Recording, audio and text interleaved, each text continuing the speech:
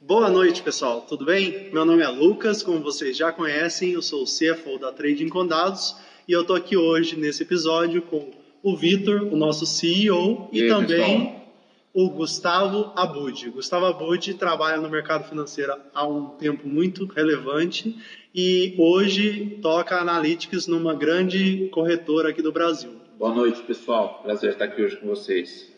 Beleza, pessoal. Então, qual é o episódio de hoje? Vamos falar sobre risco. E risco tanto do ponto de vista prático como do ponto de vista mais teórico. Então, eu vou intermediar esse episódio e onde o Vitor, nosso CEO, vai falar do ponto de vista mais teórico e o Gustavo Abud do ponto de vista mais prático disso. Eu gostaria de começar com o Abud e te perguntar, Abud, o que é risco? Fala para os nossos ouvintes aí do podcast. Então vamos lá, pessoal. Eu procuro dizer que risco é basicamente o apetite que você tem de aplicar um valor, considerando uma volatilidade, e você pode perder esse valor ou não, pode até ganhar.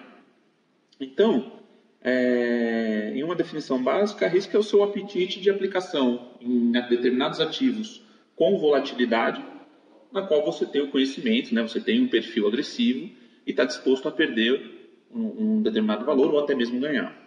Perfeito. Então, de certa forma, você fazer um comentário. Quem investe em renda fixa, por exemplo, tem um apetite de risco menor, porque é algo que não oscila tanto, a chance dessa pessoa perder, ela é pequena, quase nula. Então... Isso. Aí acho que é um escopo que não vai entrar no pod aqui, mas é importante saber. Renda fixa, de fato, o risco é menor, mas você existe a chance de perder um determinado valor ou não. O que é importante frisar é que, de fato, existe um risco menor em renda fixa do que em renda variável. E agora, entrando um pouco, assim, de forma mais macro do risco não é só para investimento, certo? Então, o risco é a chance de acontecer algo, seja positivo ou negativo em qualquer coisa, né? Então, é a probabilidade de um evento ocorrer, seja ele uma ameaça negativa ou não, uma oportunidade de um ganho positivo, e o resultado é a efetividade desse parâmetro de risco, né? Exatamente. Acho que uma analogia bem legal que um professor meu falou é assim: qual que é o risco de você ter seu dinheiro de volta quando você empresta o dinheiro para um membro da sua família? O que vocês acham? Depende do membro, né? Tem membros que, cara, nunca vão devolver o dinheiro. Pois é. Então, essa é a grande sacada. Para esses casos, o risco é zero, porque você já sabe que você não vai receber de volta. Então, o risco é zero. Você já sabe que não vai receber. Então, não tem risco nenhum nisso, porque... Você não vai prestar. Você vai, exatamente. Então, é bem importante saber que o risco, a gente sempre atribui ele ao valor determinado que você está colocando em um título de renda variável ou de renda fixa. Então, um título que oscilou 5% no dia e no outro dia ele para cima, né? E no outro dia 10% para baixo, você tem que ter esse apetite de risco para entender que é o seu patrimônio que está variando com relação a isso. Perfeito. E agora, pessoal, eu gostaria de entrar aqui com o Vitor num detalhe mais técnico de risco. Então, qual que é a definição do seu ponto de vista, do seu entendimento, mais técnica para quando a gente fala da temática de risco? Então, como a gente estava falando aqui, a gente está tratando o risco numa abordagem mais genérica, né? De forma geral, o que é o risco, o que o risco representa na sua vida. Até o exemplo que a Augusto estava dando de emprestar dinheiro para alguém da família. Quando a gente fala em termos de mercado financeiro, o risco ele pode ser considerado como uma ameaça de não ter o seu dinheiro de volta ou não ter na forma como você esperava, né? Ou perder dinheiro. E normalmente a gente usa isso atrelado ao conceito de volatilidade, né? E como que o conceito de volatilidade é representado no mercado financeiro? Normalmente pelo desvio padrão. Então, o desvio padrão que a gente já estudou no nosso site, algumas oportunidades, talvez que vocês tenham visto as nossas análises ou no nosso podcast mesmo, o desvio padrão ele é simplesmente ele é o desvio, né? Quanto alguma coisa oscila para cima e para baixo. Se ela oscila muito, o desvio padrão é maior. Se aquela coisa ela desvia menos, se ela é mais estável, o desvio padrão é menor. E qual é a relação com o risco? Se alguma coisa oscila muito, eu tendo a pensar que aquilo vai ter um risco maior e a chance de eu perder dinheiro é maior. Então, quando a gente fala de risco no mercado financeiro, está mais próximo desse significado, né? Ou seja, a gente consegue traduzir isso num conceito matemático. Boa. Eu acho que um outro ponto interessante também é falar o como que você chega em um resultado versus o risco que você correu para chegar naquele resultado. Então, existem alguns estudos, alguns indicadores que você pode, em um determinado período de tempo, chegar a um determinado resultado, correndo um risco, vamos supor, que esse risco é igual a 5, né? E você saiu do resultado R$ 1 para R$ 2, correndo um risco de perder até R$ 5 nesse período. E você tem esse mesmo período, para esse mesmo resultado de R$ 2, no qual você modifica a sua carteira de forma que você corre menos risco e também chega no resultado de R$ 2. E como que você consegue chegar em uma modificação de carteira, uma adequação de carteira, tendo menos risco? Eu vou passar uma análise didática, mas eu acho que até o Vitor pode colocar isso do ponto de vista técnico, mas vamos supor que você tem uma carteira exclusivamente de vale, por exemplo. Então, você tem o seu risco totalmente alocado no que está acontecendo com a empresa Vale. Né? E aí, quando você começa a perceber que a volatilidade da Vale está muito alta, o que você pode fazer, por exemplo? Você tira de Vale 10%, 15%, 20% e compra título de tesouro direto. Ou seja, você reduziu a volatilidade da sua carteira a partir deste momento, você reduziu a volatilidade da sua carteira para você não ter tanta volatilidade. Ao mesmo tempo, você pode estar reduzindo a possibilidade de ganhar mais retorno, certo? Porque se eu começo a comprar títulos públicos, começo a colocar renda fixa na minha carteira, a minha possibilidade de retorno, ela diminui. Beleza, mas o que é que eu estou ganhando com isso? Eu estou ganhando que o meu risco vai diminuir também. Então, normalmente, a gente vai ver que essa relação, ela sempre está junta em qualquer investimento que a gente faça, certo? Se eu diminuo o meu risco, provavelmente você vai diminuir também a capacidade de ter retorno em cima daquele investimento. Perfeito. Às vezes você tem ações que, ela oscila muito, o desvio padrão dela é muito alto. Cara, mas ela chega a patamares, eu estou dando um exemplo aqui, né? Às vezes aquela ação, ela chega a patamares que outras não chegam. Então, normalmente, quando você se expõe mais a risco, o seu retorno também pode aumentar, né? Não necessariamente, mas ele pode aumentar. Você diria que essa relação entre risco e retorno, ela seria diretamente proporcional? Ou o que eu quero não dizer, necessariamente. Quanto mais risco, maior o ganho? Normalmente é o que a gente observa. Quando você corre mais risco, a possibilidade de retornos ela aumenta. E até isso é algo tão intrínseco assim na cabeça humana, na mente humana, que até sem pensar isso acontece. Então, por exemplo, cara, se os bancos eles precisam dar crédito para as pessoas, só que você tem uma pessoa que o risco daquela pessoa não pagar é maior, provavelmente os juros que o banco vai cobrar para aquela pessoa é muito maior também. Por quê? Porque o risco do banco não ter o dinheiro é muito maior. Legal. E agora os nossos assinantes aqui querem saber onde a ciência de dados entra para tratar dessa temática. Aí a pergunta de $1 milhão, né? A pergunta que todo mundo quer saber para melhorar o rendimento da carteira. A gente já fez algumas análises aqui, bem legais até, para, mesmo com programação, com R e com Python, tentar visualizar isso. Né? Então, primeiro de tudo, usando conceitos muito simples, como os conceitos de média e desvio padrão, que a gente já falou aqui para vocês, eu consigo criar alguns gráficos. Eu consigo visualizar ações, né, o retorno de algumas ações versus o desvio padrão delas. A partir do momento que eu consigo visualizar isso, eu consigo escolher ações que têm desvio padrão menor e retorno maior. É óbvio que, como a gente está falando aqui, não existe um cenário perfeito de um risco mínimo e um retorno máximo, né? Dificilmente você vai encontrar isso, porque como a gente está falando aqui, quanto menor o risco, provavelmente vai ser menor o retorno também. Mas visualmente você já consegue ter uma ideia muito boa do que fazer com o seu investimento. E aí, pessoal, eu convido vocês a entrarem no nosso site, tradingcondados.com, e lá tem um artigo que a gente fez de análise da média e desvio padrão dos retornos diários para algumas ações da Bolsa, e tem vários insights interessantes lá que mostram empresas que têm maior volatilidade, menor, e qual que é o retorno dela versus essa volatilidade. Então, nesse artigo a gente consegue expressar de forma mais pragmática com que isso realmente se comporta. E eu convido vocês a entrarem no site e procurarem por esse artigo. E o que é legal desse artigo? Que a gente conseguiu ver que algumas coisas que a gente vê na prática mesmo, de fato fazem sentido. Por exemplo, se você pegar algumas ações do setor metalúrgico, são ações que oscilam muito. Você pega, por exemplo, a ação da Gerdau, a ação da CSNA, a ação da Uzi Minas, elas têm uma volatilidade maior realmente do que as demais. E se você pegar o histórico dos últimos 5, 8 anos, elas não tiveram um rendimento muito bom. Quando a gente coloca, né, faz essas métricas estatísticas e coloca no gráfico, o gráfico na ocasião a gente fez com R, quando você coloca no gráfico, você de fato consegue ver que aquilo corresponde ao que você esperava. Você vê que, por exemplo, o desvio padrão da CSNA, ele está lá em cima, o desvio padrão da Uzi Minas está lá em cima também.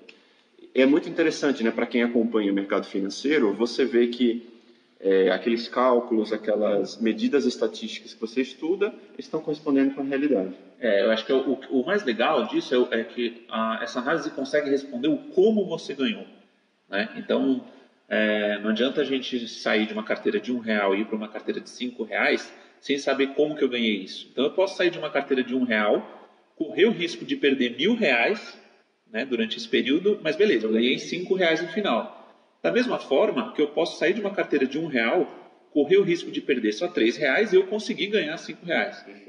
Então, a grande sacada do risco é o como que eu administrei meu risco, né? E é legal a gente falar sobre fronteira eficiente, o Vitão acho que vai comentar isso aqui, que ele mostra como que eu ganho isso, ou seja, como que de forma saudável eu faço a gestão do meu patrimônio, né?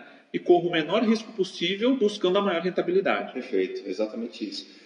Uma vez a gente estava conversando, você deu um exemplo muito interessante que assim, a gente observa que na cabeça do brasileiro o risco ele é um conceito um pouco difícil de entender ainda, né? Porque as pessoas procuram muitos milagres mesmo, elas procuram o retorno gigantesco, eles querem ganhar 1% ao dia, 5% ao mês. Só que, cara, você não vai aumentar o seu retorno sem aumentar o seu risco, né? As pessoas querem coisas muito fáceis. Tipo, eu não gosto mais da renda fixa porque a renda fixa está rendendo pouco. Cara, a renda fixa está rendendo pouco, mas o risco dela é ínfimo. Entendeu? Se você quer, de fato, aumentar o seu retorno, você vai ter que se expor mais a risco. Acontece que, quando você se expõe ao risco, você se depara a situações que provavelmente você não vai conseguir aguentar. Vamos supor, eu quero encontrar uma ação que renda 200% ao ano. Cara, beleza, pode ser que você encontre, mas assim, essa ação, em um dia ela vai subir 4%, no outro dia ela vai cair 5%, depois ela vai subir 15%, depois ela vai cair 30%. Tipo, você aguenta isso? Será que você tem perfil? Tem perfil, esse perfil agressivo que consegue aguentar todo esse risco, né? Toda essa volatilidade? Então é importante a gente manter isso em mente. Assim, normalmente os retornos maiores eles estão associados a riscos maiores. A gente pode até aproveitar e falar para o pessoal tomar cuidado dessas coisas que parecem milagres, né? Exatamente. O retorno de 10.000% ao ano. Cara, isso não existe. 3% ao dia. Exatamente. E algumas pessoas vendem isso como se fosse, você vai ter 3% ao dia sem risco nenhum. Tem alguma coisa muito esquisita. Uma outra coisa legal de comentar, e que eu já conversei com algumas pessoas e a explicação eles gostaram, é assim, renda variável varia, certo?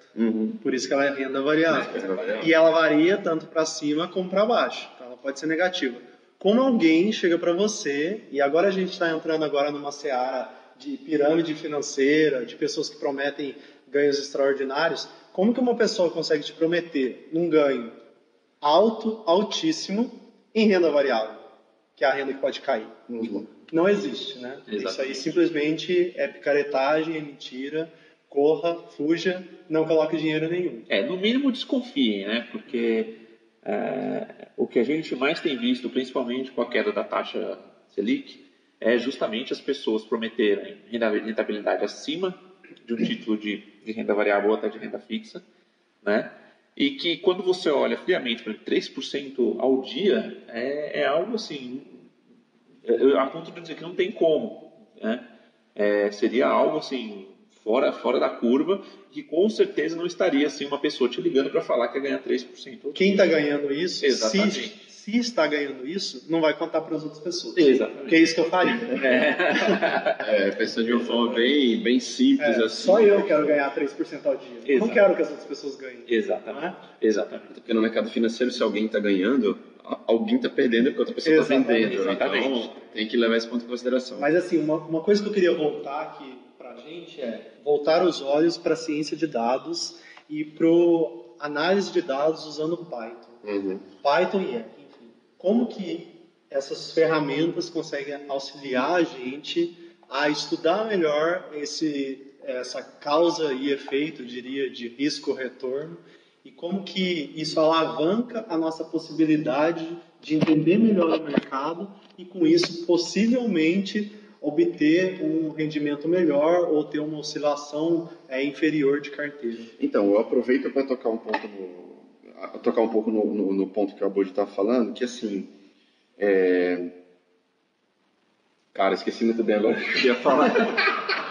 Mas assim, que era conectando, eu esqueci exatamente, mas era conectando com a fronteira eficiente, né? Para não deixar o conceito da fronteira eficiente jogado.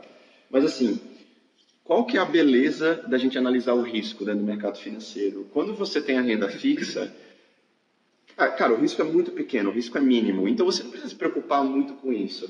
Talvez pelo fato dos brasileiros estarem sempre historicamente muito próximos à renda fixa, à poupança, que tem risco muito pequeno, eles têm esse receio de migrar para a renda variável, porque o risco aumenta muito, e elas não estão dispostas a se expor a esse risco, porque elas têm medo de perder. Só que elas esquecem que o retorno alto também só vai vir com risco alto.